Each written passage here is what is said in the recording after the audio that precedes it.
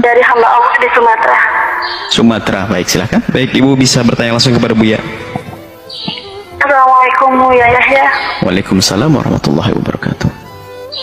Semoga Allah selalu melindungi Buya Yahya dan keluarga tercinta. Amin, amin, amin ya rabbal alamin. Buya, saya mau bertanya. Saya sudah berumah tangga kurang lebih 12 tahun. 12 tahun. Baik. Dan Suaranya hilang. iya, Buya. Ya, baru jelas ya. Dianya 12 tahun terus. Mungkin sekitar 11 tahunnya. Ya. Itu saya banyak berbohong dengan suami saya. Dalam hal apa ini, mohon maaf? Berbohong dalam hal apa? Berbohongnya, jadi saya dulu menikah itu tidak ada rasa cinta. Tidak ada? Tidak ada rasa cinta. Enggak. Di waktu menikah tidak ada rasa cinta. Tidak ada? Dan saya sering berbohong baik. dengan suami. Saya sering teleponan dengan laki-laki lain. Dan di waktu tahun Sebentar, saya tutup dulu. Sebentar, saya jangan bicara dulu. Jika saya paham masalah bohong. Terus setelah itu, kalau kebohongan misalnya pernah punya dosa kepada Allah, memang tidak perlu bercerita kepada suami. Jangan dilanjut.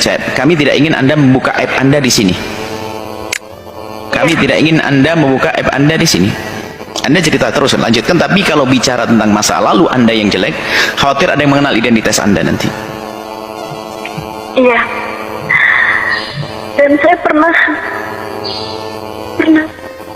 Baik. melakukan dosa. Itu kalau saya jujur sama Baik. saya. Sudah, cukup. Saya paham ya. Cukup. Iya. Cukup. Kalau jujur sama suami saya takut ibu saya malu. Itu saya bagaimana, Bu ya? Baik. Ya, saya paham. Baik. Jadi saya ingin jujur. Karena saya salah dengan suami, saya pernah bohong sama suami, saya pengen jujur sama beliau. Baik. Apapun kata beliau akan terima. Baik. Nanti bagaimana dengan bapak ibu saya, pasti akan malu. Saya bingung, ya. Saya ingin jujur. Ya, cukup. Saya paham. Baik. Jadi saya mohon penjelasan dari Buya. Baik. Baiknya saya bagaimana? Baik. Cukup? Ya. Cukup, Bu ya. Baik.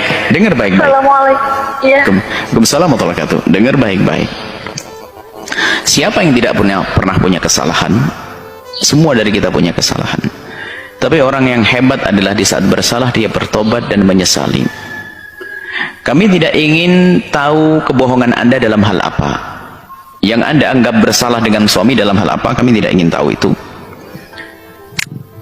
Kalau kebohongan Anda misalnya, Anda tidak berterus terang tentang masa lalu Anda yang kotor, yang jelek mungkin, mohon maaf, mungkin pernah urusan dengan laki-laki dan sebagainya atau apa, maka ketahuilah, justru itu tidak boleh Anda ceritakan. Berterus terang tentang itu semuanya nggak boleh malahan. Kalau Anda tobat, justru tobat Anda adalah Anda berhenti daripada kejahatan itu dan Anda diam, tidak ceritakan kepada siapapun, termasuk pada suami. Dan tinggal sekarang Anda menyesali itu semuanya, mengabdilah kepada suami dengan benar dan baik. Yang lalu berlalu, gak usah bercerita kepada suami. Itu akan menjadi sebab. Jangan sok jadi pahlawan. Apapun yang akan dilakukan suami, nggak begitu caranya. Anda punya anak mungkin, akan terendahkan anak-anak Anda.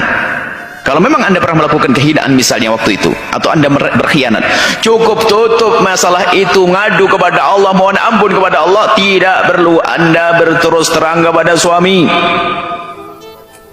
Ganti dengan pengabdian yang lebih, kepasrahan yang lebih. Biarpun Anda tidak punya cinta, penyesalan Anda punya Tuhan Allah yang melihat Anda. Selesai. Jangan ceritakan kepada siapapun dari bangsa manusia. Ibunda Anda akan tenang, ayah Anda tenang, suami Anda tenang, karena Anda tidak menjadi wanita bodoh. Wanita bodoh yang terus terang seolah-olah itu adalah karena suaminya sangat baik, tersanjung dia, sehingga dia bercerita masa lalunya yang buruk, maka dia kebodohan. Maka yang rugi siapa? Dia. Bisa saja setelah itu dihinakan oleh suami dan anak pun akan jadi benci. Makanya mengaji itu penting, belajar itu penting. Ada hal-hal yang tidak boleh diceritakan. Juga mungkin Anda banyak bohong dulu, misalnya Anda berbohong dalam banyak hal, selagi itu urusan dosa kepada Allah, bukan dianggap sebagai, bukan harus Anda berterus terang. Kecuali bahkan misalnya kalau Anda pernah mengambil uang suami Anda, ya sebisa mungkin Anda bayar nanti diam-diam, Anda tabungkan nanti sudah banyak, bang, ini adalah uangmu, saya tabung, begitu saja. Nggak usah ngomong, bang, waktu awal pernikahan saya nyuri duitmu 3 juta, kemudian tahun berikutnya 6 juta. Jadi gitu, pantesan nggak ada. Nggak usah ngomong, nggak usah berterus terang kalau Anda mencuri. Cukup Anda menabung, setelah sesuai dengan nilai yang pernah Anda ambil, Anda sampaikan, bang, selama ini saya mencoba untuk menabung, ini bang uangnya, dapat 50 juta. Kaget suami Anda tobat, suami Anda tambah sayang kepada Anda, ditabungkan, padahal itu uang yang Anda curi. Ini kalau Anda mencuri. Kalau dosa dengan Allah, misalnya berzina, melakukan kehinaan, nggak usah cerita, cukup pengabdian kepada suami, apalagi kebohongan. Makanya tobat sendiri ada ilmunya. Kalau ada pakai ilmu ngaco nanti, berantakan rumah tangga, hancur, akan dihinakan oleh keluarga. Termasuk mencuri miliknya suami, tak taunya malah terus terang suaminya tambah marah. Dasar kau perempuan nggak bisa, tak tahu diri, sudah dikasih nafkah cukup, mencuri untuk apa? Habis semuanya. Maka ada ilmunya. Ngaji itu penting, belajar itu penting, agar semuanya indah. Di sisi lain, kita pun jangan gampang suudon kepada pasangan. Ada orang suudon, menganggap pasangannya itu adalah suka berbohong. Karena apa? Menuduh, sampai ada satu orang menuduh istrinya, dia melakukan yang enggak. Naudzubillah. Ini adalah kehinaan juga. Sudah istrinya baik-baik, dianggap melakukan yang enggak. Nggak boleh, kita nggak boleh suudon kepada siapapun. Di sisi lain, kalau kita melakukan kesalahan, dilihat cara bertobatnya harus ada ilmunya. Kalau tobat kepada Allah cukup, jangan cerita kepada siapapun dari bangsa manusia. Kalau tobat kepada manusia, kalau ngambil uang dikembalikan dengan sembunyi, dengan halus, supaya mereka tidak merasa marah dengan kita nanti karena mengetahui bahwasanya dia telah kita ambil uangnya, misalnya seperti yang kami ceritakan tadi. Ini insya Allah. Jadi dengan cara Anda dengar ini omongan kami, insya Allah rumah Anda akan tetap indah, orang tua Anda baik dengan Anda, dan dekatlah Anda kepada Allah Subhanahu wa ta'ala. Wallahu a'lam.